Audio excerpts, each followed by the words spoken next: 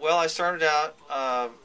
I was an engineer and a recording engineer and a mixer, and got to the point of producing most of all the things I had worked on.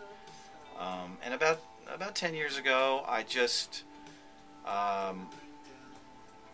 there wasn't people weren't really doing mastering kind of at home like they are now. And there still wasn't really a lot of mastering studios other than the main kind of centers of where they are now. So I would, but it was 10 or 15 years ago was kind of the beginning of the lower budget indie projects, because really prior to 15, 16 years ago, you either did a major label big project or you just didn't record. There was, the few people that recorded without a label were called vanity projects. It was really kind of frowned upon. But in the great sort of indie movement of probably the kind of the early 90s, I started doing a lot of lower budget projects.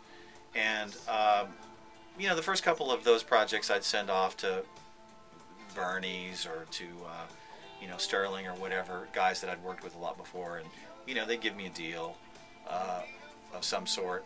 But it always sounded great, but it wasn't quite right, and the band couldn't afford another 2 or 3 hours of revisions at $300 an hour.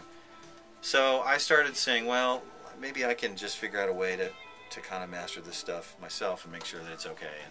And that was the beginning of getting to the mastering thing. And I was really naive enough at the time to think that it was really easy. I was just kind of adding a little bit of bass and treble, So I'd take it home, and I found a place where I was living at the time that let me come in, and it was a small mastering studio in Austin, and they were kind enough to let me come in and kind of show me how a few things worked.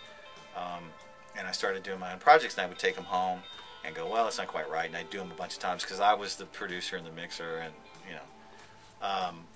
so that was the beginning of it. And then after a while, after doing that for a couple of years on the lower budget ones, and then still sending the focus projects off to the name guys, I had a couple of people call me just for the mastering, like, we heard you did such and such.